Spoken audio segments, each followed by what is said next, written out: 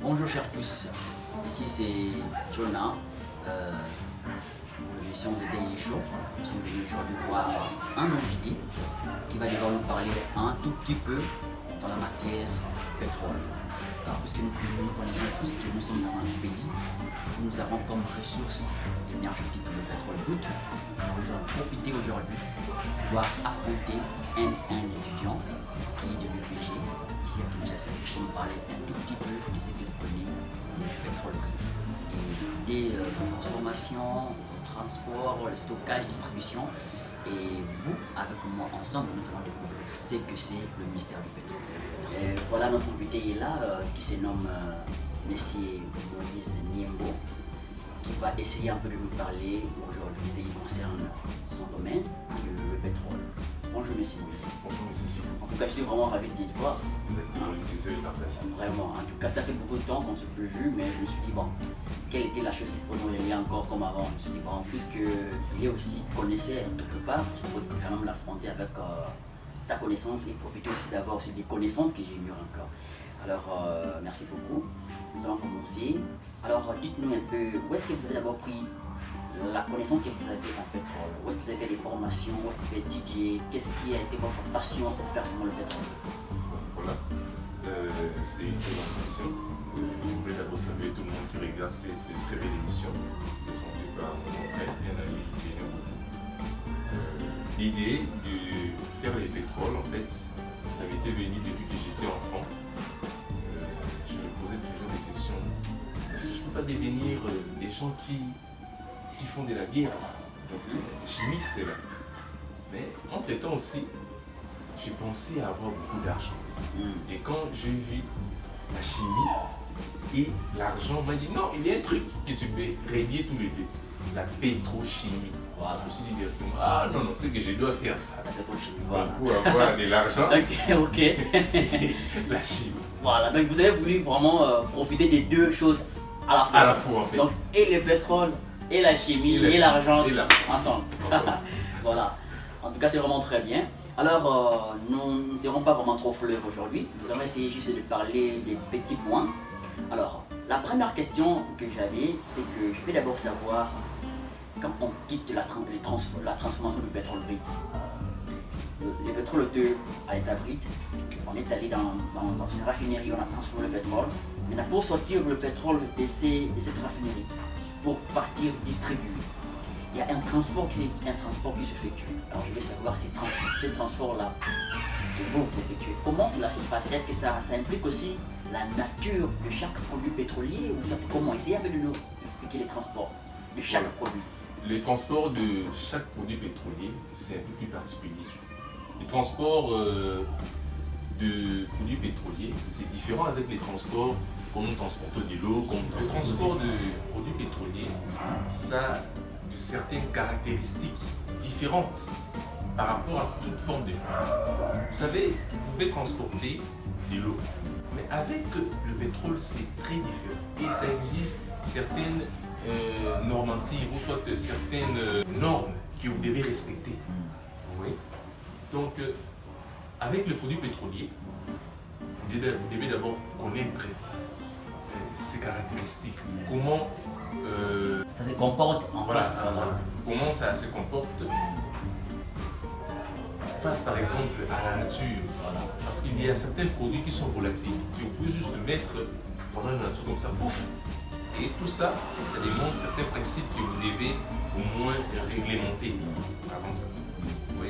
Et quand vous les réglementez très bien, vous allez voir que vous allez transporter vos produits pétroliers du point A jusqu'au point B sans pour autant avoir certains alinéas.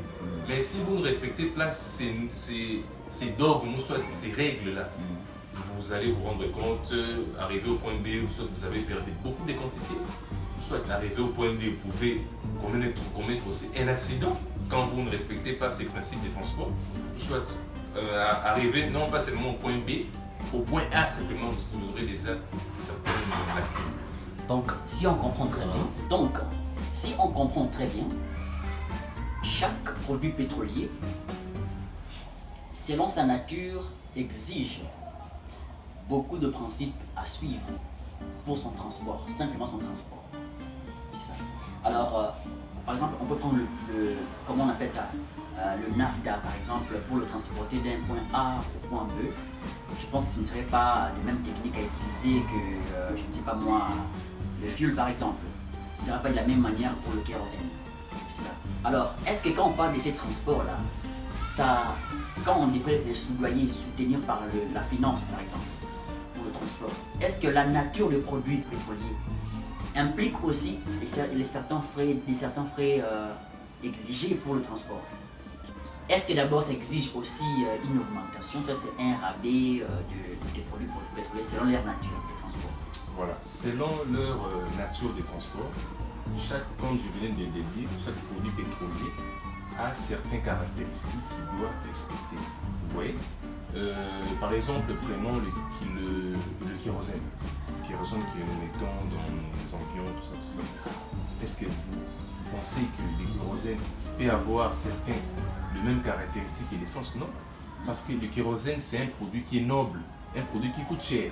Et ça doit être très bien gardé, donc très bien enseveli en fait, pour que ça puisse arriver à sa destination safe. En attendant votre question, là nous jouons sur deux points. Nous avons sur le point SIF et les points FOB. Le point FOB c'est quoi? On appelle ça First and Born. First and Born, c'est les prix que vous vendez par exemple quand vous êtes sur les champs de chargement. Vous voyez, quand vous êtes sur les champs de chargement, vous pouvez le vendre à un point X. Et quand vous l'amenez par exemple à un point de destination, là vous aurez les points SIF. Il y a le coût de transport qui intervient dedans et l'assurance. Et là, le produit encore monte. Et par rapport à nos différents produits pétroliers, qui est le pétrole brut fait ressortir en DA l'étape du raffinage, nous avons plus de 400 produits. Et le produit qui est le plus cher, c'est le kérosène. Parce que c'est un produit qui est noble. Voilà. En tout cas, merci beaucoup pour votre réponse. Vous voyez, par exemple, je viens de la Corée. Je travaille pour la Corée. Je suis en offshore. On a fini notre exploitation. On va devoir sortir le produit brut, soit le tester, soit l'analyser à la sourcille, et puis de là pour transporter chez le distributeur. Par exemple, vous êtes ici à Kinshasa. Vous avez besoin de 4000 tonnes de pétrole brut pour votre raffinerie. Alors, vous avez besoin de 4000 tonnes. Moi, de là où je suis, je vais vous expédier le pétrole brut en quantité que vous voulez. Alors, quelles sont les techniques qui entrent en scène pour que vous puissiez avoir vos 4000 tonnes? Puisque dès le transport, on aura la perte de produits, c'est-à-dire la perte de charges. Il y en aura toujours, que vous le voulez ou non, il y en aura toujours. Vous voyez, par exemple, je viens de la Corée. Je travaille pour la Corée, je suis en offshore. On a fini notre exploitation, on va devoir sortir le produit brut, soit le tester, soit l'analyser à la sourcille, et puis de là pour transporter chez le distributeur. Par exemple, vous êtes ici à Kinshasa, vous avez besoin de 4000 tonnes de pétrole brut pour votre raffinerie par exemple. Alors vous avez besoin de 4000 tonnes. Moi, de là où je suis, je vais vous expédier le pétrole brut en quantité que vous voulez. Alors, quelles sont les techniques qui entrent en scène pour que vous puissiez avoir vos 4000 tonnes? Puisque dès le transport, on aura la perte de produits, la perte de charges. Il y en aura toujours, que vous le voulez ou non, il y en aura toujours. Alors, quelles sont les techniques? Vous voyez, par exemple, je viens de la Corée. Je travaille pour la Corée, je suis en offshore. On a fini notre exploitation, on va devoir sortir le produit brut, soit le tester, soit l'analyser à la sourcille, et puis de là pour transporter chez le distributeur. Par exemple, vous êtes ici à Kinshasa, vous avez besoin de 4000 tonnes de pétrole brut pour votre raffinerie par exemple. Alors vous avez besoin de 4000 tonnes. Moi, de là où je suis, je vais vous expédier le pétrole brut en quantité que vous voulez. Alors, quelles sont les techniques qui entrent en scène pour que vous puissiez avoir vos 4000 tonnes? Puisque dès le transport, on aura la perte de produits, la perte de charges. Il y en aura toujours, que vous le voulez ou non, il y en aura toujours. Alors, quelles sont les techniques que nous pouvons mettre en scène pour que ces produits arrivent vous atteignent selon votre capacité demandée? Voilà, c'est une très bonne question. Quand vous avez dans votre point de départ, vous avez 4000 tonnes et vous voulez transférer, l'amener à votre point de destination de 4000 tonnes. Il y a ce qu'on appelle la gestion des stocks, des hydrocarbures. La gestion des stocks des hydrocarbures nous dit ceci. Quand vous quittez d'un point X à un point A, que vous puissiez même fermer hermétiquement, que vous puissiez prendre toutes les dispositions possibles. Ça serait très bien que quand vous avez 4000 tonnes, arriver par exemple, vous êtes à ma tête, arriver en jean, ça sera 4000 tonnes. Merci beaucoup pour votre réponse. Alors, nous savons que pour le stockage du pétrole brut, il y a toujours des mesures qui sont vraiment prises et contrôlées pour savoir du contrôle des produits qui sont des produits inflammables, qui s'enflamment facilement. Alors, pour leur stockage, je pense qu'il devait aussi avoir des spécificités à suivre. Alors, comment vous arrivez à avoir la maîtrise sur le stockage, soit du pétrole, soit des kérosène, des produits pétroliers en général? Pour les produits pétroliers en général, comme je l'ai dit, les blancs nous ont beaucoup appris. Et les blancs, dans les anciens temps, ont stocké tous les produits pétroliers simplement dans un tank. Mais tellement qu'il n'y avait pas aussi les raffineries modernes que nous pouvons faire ressortir plus de produits pétroliers, donc on les stocker simplement dans un tank. Et au fur et à mesure que les choses avancent, la technologie aussi évolue. Ils ont compris que certains produits pétroliers demandent certaines spécificités au niveau de la tank. Et par là, nous avons des tanks à toit flottant et nous avons aussi des tanks à toit fixe. Voilà. Nous avons aussi des tanks à écran flottant. Vous voyez? Est-ce qu'on peut vraiment stocker deux produits de différentes natures, bien que ce sont les produits pétroliers, mais des produits de différentes natures dans un même temps? Non. Suivant par exemple leur densité, est-ce qu'il y a mieux? Non, c'est impossible. Et moi j'ai vu une chose comme ça. La pratique a été déjà bannie. Pourquoi?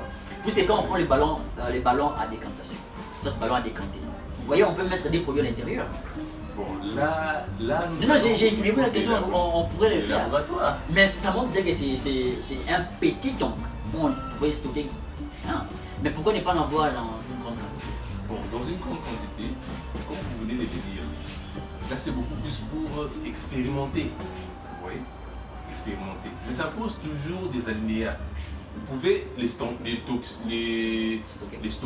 tous les deux, oui. Vous allez voir aussi une séparation, vous voyez, peut-être celui qui est beaucoup plus dense, c'est en bas, celui qui est moins dense, c'est au-dessus. Mais il y aura certaines particules qui vont entrer à celui qui est moins dense, là, vont entrer à celui qui est plus dense. Voilà. Cela depuis un certain temps, on a essayé de bannir avec ça. Ah, voilà. On les stocke toujours. Donc chaque produit pétrolier dans son vase de stockage. Dans son vase de stockage. Oh là là, vraiment, c'est vraiment très bien. Et je pense que si on vous mettez une fois numéro 1 d'une société pétrolière, vous verrez très bien votre travail, parce que vous avez vraiment une connaissance là-dessus. Oui, on va travailler. Vraiment. Il est toujours là. Alors, pour la distribution, pouvez-vous me dire quelque chose sur la distribution du pétrole? Puisque nous voyons aujourd'hui la distribution du pétrole, il y a des grandes sociétés qui le font. Pouvez-vous nous dire quelque chose là-dedans? Le DG, le directeur général d'une société, une entreprise pétrolière, et vous recevez une telle demande où on vous dit que nous avons vraiment besoin de tel et tel produit.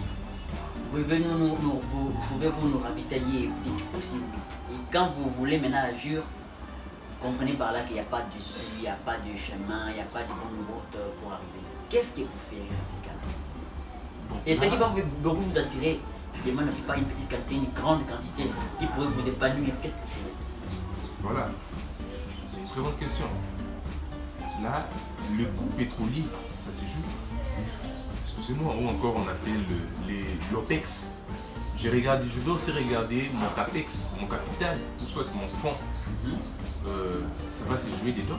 Si je vois que j'ai un très bon fonds que je peux dépenser par rapport à mon OPEX, je peux prendre cet OPEX-là, je les dépense. Et si je vois que non, je n'ai pas assez de fonds pour construire cette route-là qui est trop longue, je vais m'approcher au niveau de l'État congolais. Qu'est-ce que l'État a à voir avec votre entreprise? Puisque l'État, lui, il cherche de l'intérêt. Quand vous allez pouvoir lui approcher, il va demander que vous puissiez un peu le soudoyer. Puisqu'il va avoir l'intérêt. Voilà. Mais d'autant plus, c'est votre produit que vous voulez vendre et les intérêts retourneront à vous-même.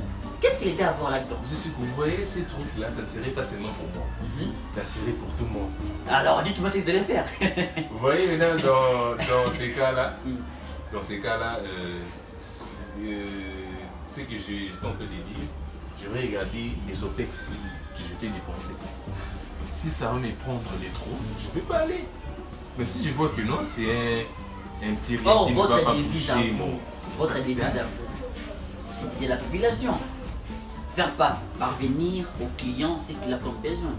Exactement. Alors, dites-moi un peu, quels sont les genres de transport que vous utilisez pour distribuer les produits pétroliers? Nous avons Lesquels? des camions citernes, soit par voie routière. Nous avons les transports par voie ferroviaire, soit les wagons citernes. Nous avons aussi des transports par voie maritime, ou soit des tankers, ou soit de pétroliers. Exactement. Premièrement, je salue ma famille. D'accord. Et même- Je pense que c'est aussi une famille pétrolière, c'est ça? Oui, exactement. Nous Voilà. avons déjà 2 pétroliers. Ah. Donc, moi, je suis parmi des futurs en fait. Voilà, Mais on s'appelle déjà pétrolier. voilà. Et mon grand frère aussi, c'est aussi un pétrolier. Je salue toute ma famille, mes petites sœurs, mes grands frères. Et je salue aussi la famille PG à qui on partage des connaissances avec eux. Je leur donne encore le souci. Cette envie d'aller, de comprendre encore beaucoup plus le pétrole c'est quoi et pourquoi pas de développer notre pays. Notre pays a besoin de gens compétents, notre pays a besoin de personnes à qui ils peuvent compter. Donc nous vous demandons encore d'aller beaucoup plus loin. Je vous salue tous et aussi les membres de l'église. Voilà, ok, merci beaucoup. Monsieur Moïse, on vous remercie d'abord. Et notre cher téléspectateur, si on était venu voir Monsieur Moïse Niembo, qui est étudiant, futur ingénieur en pétrole. Alors, il a essayé un peu au mieux de ses capacités de nous expliquer ce qu'il comprenait de nos questions. Et d'un commun accord, nous avons eu quelques réponses. Voilà, bien qu'on n'a pas tout fini, on a eu quelques réponses. Là, c'était juste la première partie, le premier épisode. Alors, je crois que le meilleur est encore à venir. Pas encore. Mais Moïse, nous croyons que ça, c'est pas la dernière fois que nous sommes venus vous voir. Exactement. Il y aura encore d'autres temps, nous allons passer pour avoir encore ce que nous aurons comme besoin, ce que nous aurons besoin concernant votre aventure pétrolière. En tout cas, nous vous remercions. Nous vous invitons seulement à vous abonner à notre chaîne YouTube, The Daily Show, qui parle de tout sauf rien. Alors, vous aussi, vous serez le bienvenu sur notre plateau de Daily Show. Nous vous remercions. Monsieur Moïse, encore une fois de plus, nous vous remercions. Merci beaucoup. Merci.